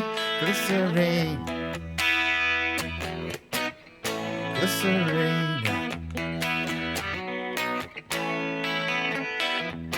Never do more alone all the time. Are you at one or do you lie? You live in a wheel where everyone steals. But when we rise, it's like strawberry field. If I treated you bad, you bruised my face. Couldn't love you anymore, you got a beautiful taste. Don't let the days roll by. Could have been easier on you. I could have changed, oh, I wanted to. I should have been easier by 3. Our old friends fear and you and me. Glycerine. Never need more. Never need wanted us less. Could not kiss just regress. It might just be simple and plain. Well, that's just fine, that's just one of my names. Don't let the days roll by. Hey, I shut my hazy on you, you.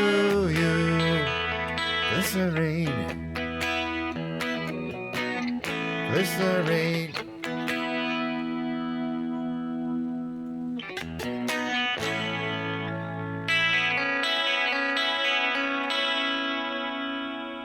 Yeah, the strings start to sound good. They're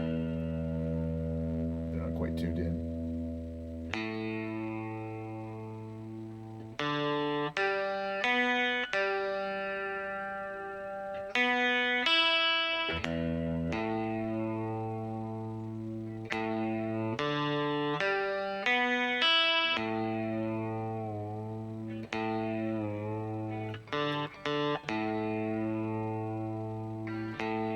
That'll have to do. All right. Yeah, we're gonna do another song I like to do from Portugal the Man. Really cool song, I think. It's called Modern Jesus. It goes like this. I don't like where I put my capo.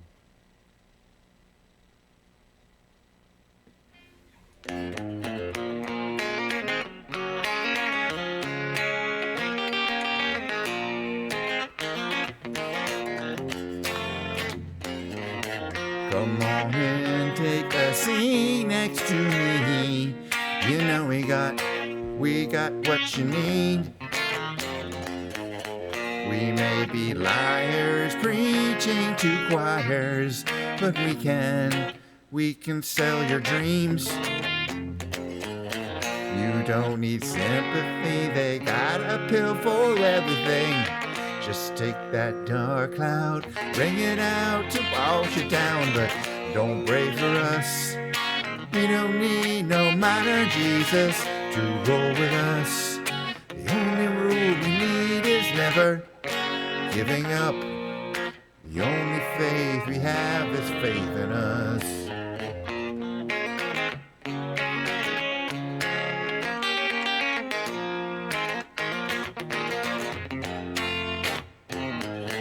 We are the ones who start little fires, yet they burn out.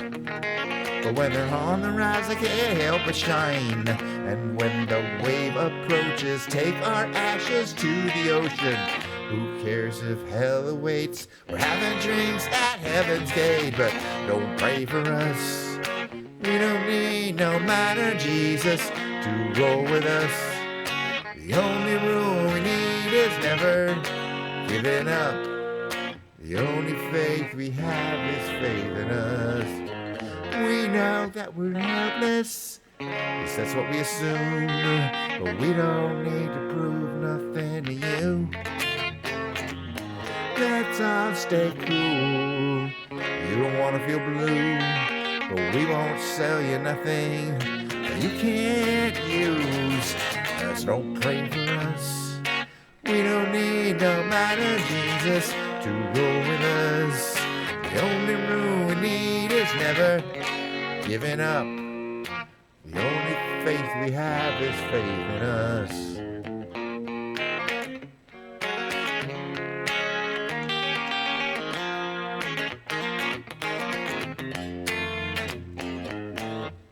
Definitely retuning.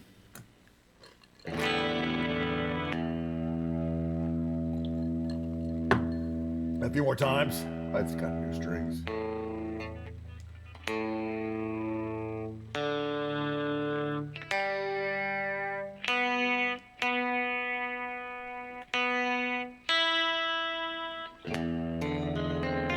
All right, let's do a little REM songs or something like that, perhaps. Give me a second here to set this up. Do a little karaoke, my patented karaoke guitar and singing. I don't know, it's not patented. But I think I'm one of the few people who does it. Just relax your crank there. Very good, we go there. We're going to do a little Man on the Moon.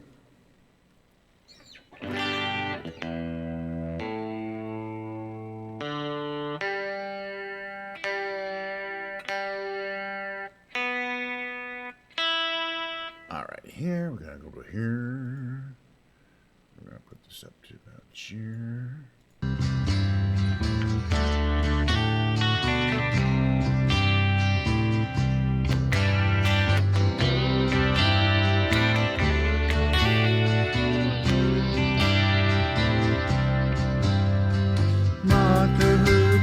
And the game of life. Andy Kaufman in the wrestling match. Number 21, checkers and chess. Mr. Fred Blassie in a breakfast mess. Let's play Twister, let's play Risks. See you in heaven if you make the list. Now, Andy, did you hear about this one?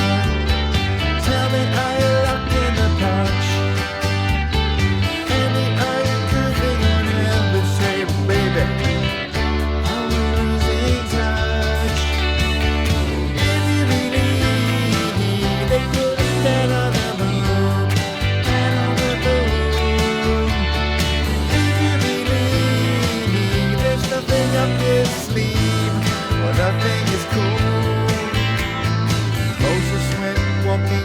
staff of wood. Newton got beaten by the apple good. Egypt was troubled by the horrible ass. Mr. Charles Darwin had the gall to ask. Now, Annie, did you hear about this one? Tell me, are you locked in the punch? Annie, are you goofing on Elvis? Hey, baby, are you having fun? If you believe they put a man on the moon, man on the moon. If you believe there's nothing up his sleeve, or nothing is cool.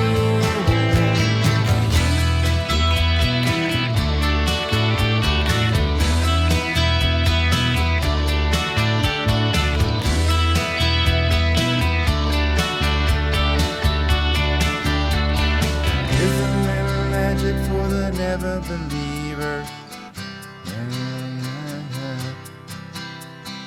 Here's a little ghost for the offering. Here's a truck stop instead of St. Peter's. Mr. Andy Kaufman's gone whistling.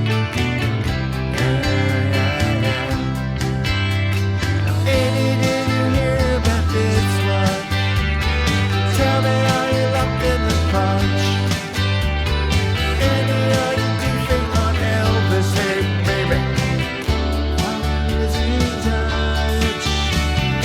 If you believe they put the man on the moon, man on the moon. If you believe there's a thing up his sleeve, what I think is cool.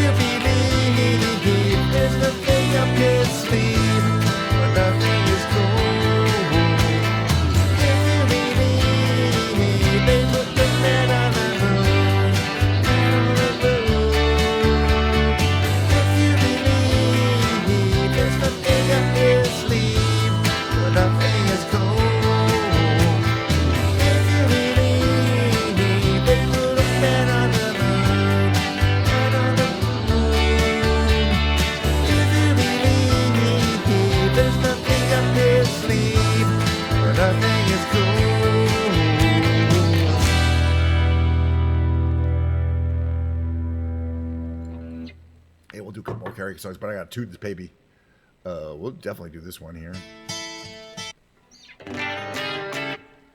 But I gotta tune it. Just new strings, need a lot of tuning. Brand new strings.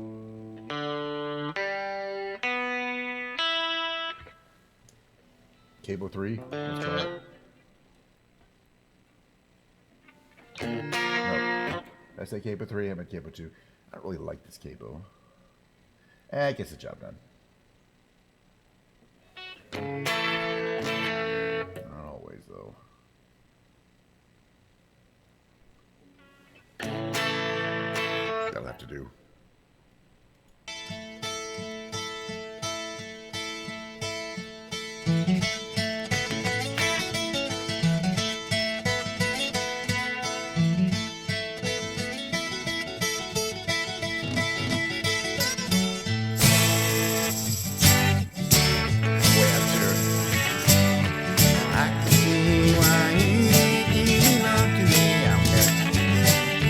Never try to make it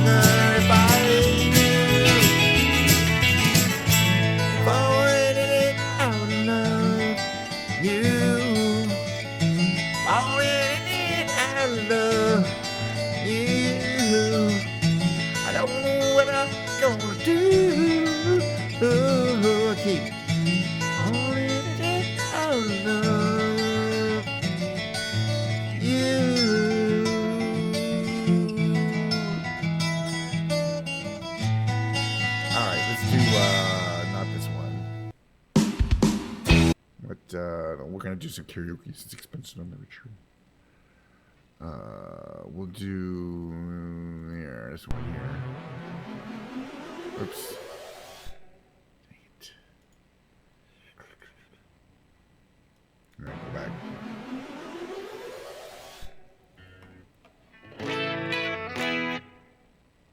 This one. All right.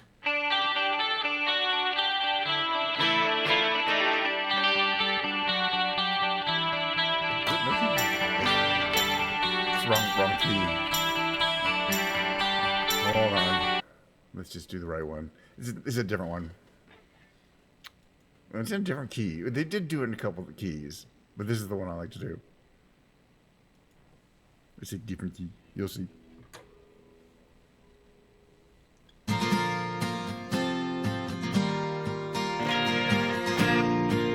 Wait, I do have to retune once again. Do have to retune. Let's keep on 1 second here.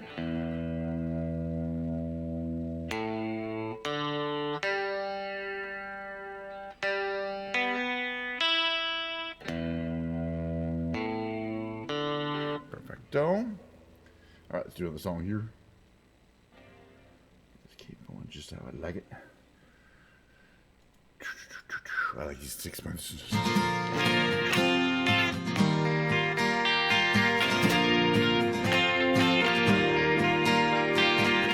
There she goes.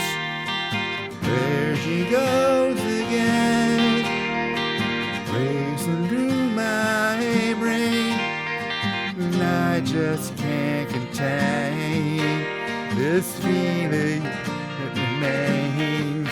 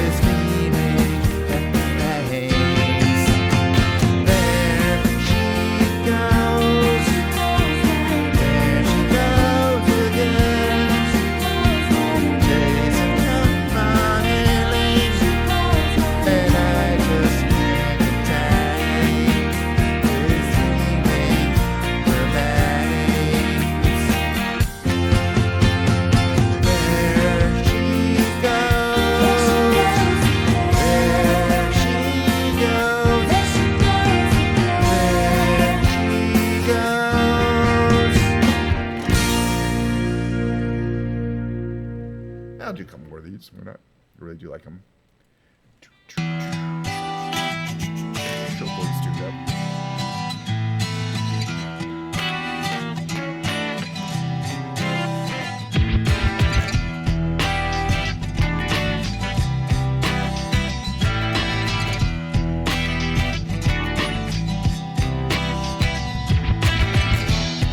Sometimes I fear the fear of uncertainty.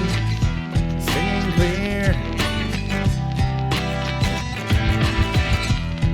and I can't help but ask myself how much I let the fear take the wheel and steer. Driven me before, seems to have a vague haunting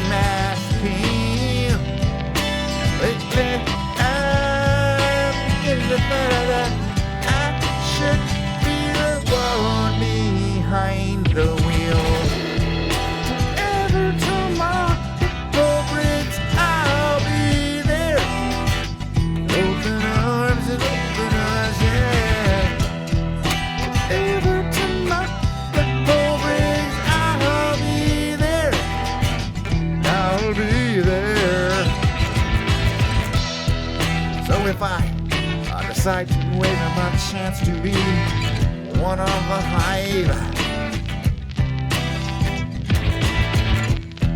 Will I choose a water over wine? I hold my own in time.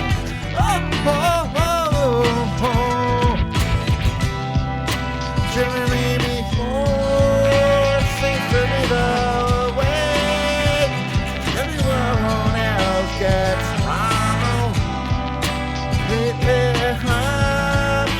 Getting to find out that when I drive myself, my light is found. Every time like a road breaks, I'll be there with open arms and open arms, yeah. Every time my road breaks, I'll be there. I'll be there.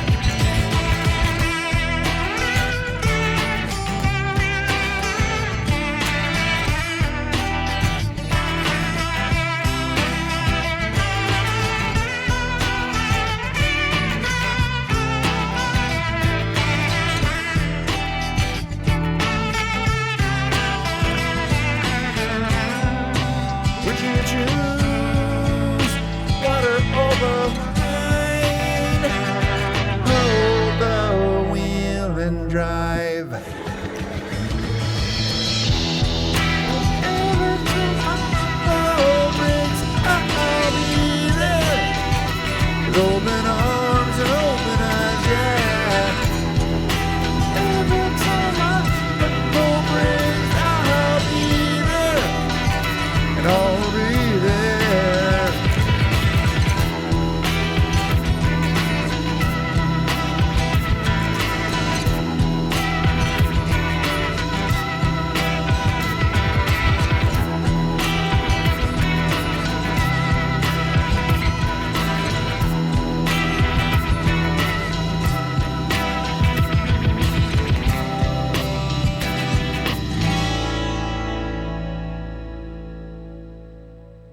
I want to do one more REM song, but not that one. Hold on, we'll tune in here.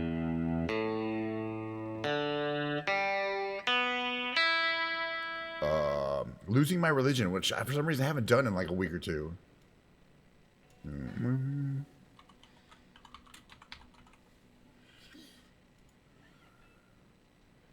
Shit, I can't remember which one we like. We'll figure it out.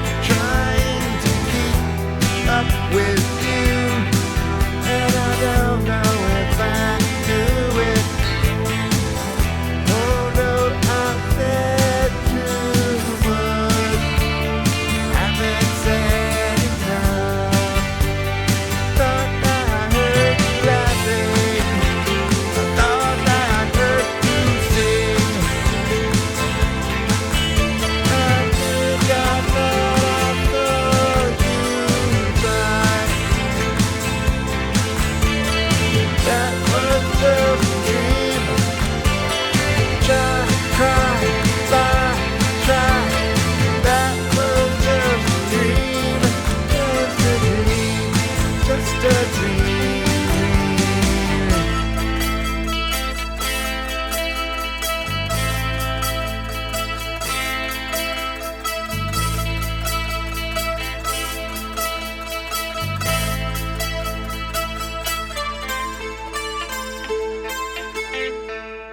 Close enough for government work. All right, do I have one more in me? Maybe.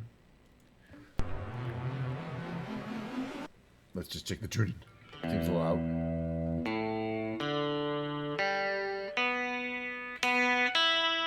He's fine. Capo 2 for the song. The last song, thank God. Tomorrow will be more streaming and very similar. But it'll be piano day tomorrow. I think tomorrow we'll be playing from the fake book, not from my regular. It's just different songs, but you know, same idea.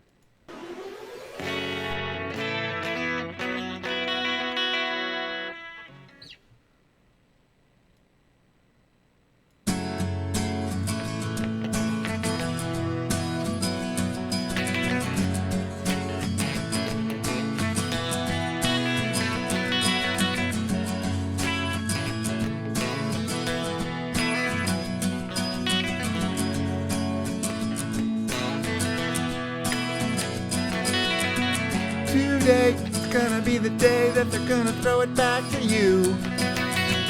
By now, you should have somehow realized what you gotta do. I don't believe that anybody feels the way I do. Don't you know?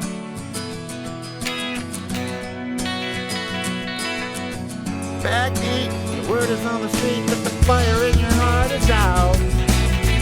I'm sure you've heard it all before, but you never really had a doubt. I don't believe that anybody feels the way I do. Don't you know? And all the roads we have to walk are winding, and all the lights that lead us there are blinding. There are many things that I like to say to you, but I don't know how.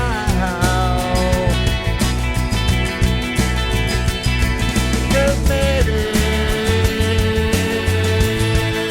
you're gonna be the one that saves me.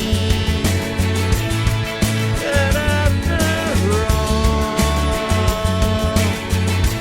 you're my wonderwall.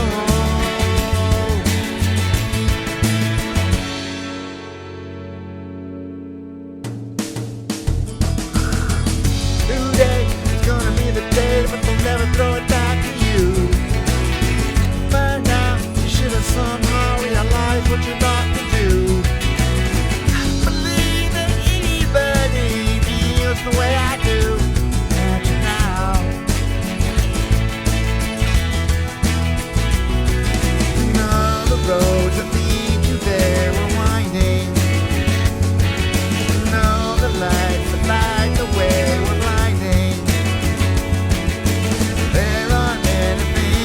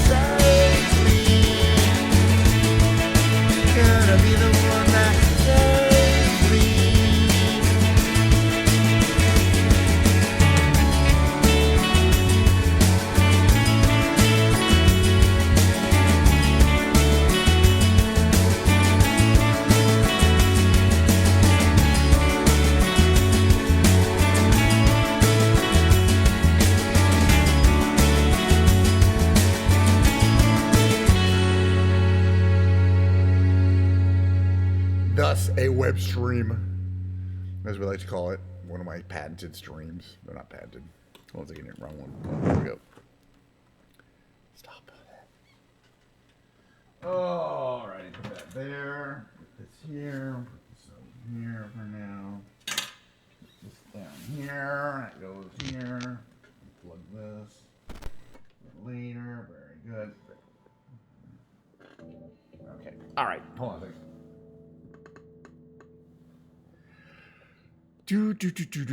My camera back to position here. Let's see. Here we go here. Whee! It's actually not moving. It's just virtual pan and tilt feature. So today's stream was entirely ordinarily, not too bad, not too great. I like to hit that mediocre level. I like to, and not exceed it. So I think we hit mediocre. There was a bunch of issues with me not flying correctly. But in my defense, there's some planes I hadn't taken out in a while. But I did crash. I flew into the Golden Gate Bridge, right, and I thought I'd do a barrel roll right as I was coming out. And I think I broke something because then I couldn't unbarrel roll. I must have broke something. That happens. The plane will be fine next time I take it out. I'll have the mechanics work on it. And then we played guitar for a while. The guitar seems fine. I didn't mess up anything in the restring, but too badly. But what's going to happen now is I'm going to say goodbye. I'm going to roll an outro. But do remember that Sunday and Monday are both stream days, and I like to start right around 11:30 a.m., sorry, Pacific Standard Time. Here's the last of the Diet Coke. And so, yeah, more flying around for sure, 2020. And then I'll bring one of my fake books out, and we're going to play to the fake book. So not songs that I have memorized, but songs that I have to read kind of music to, but the fake book music too. All right, that's going to be it. See you guys next time. Thanks again. Bye.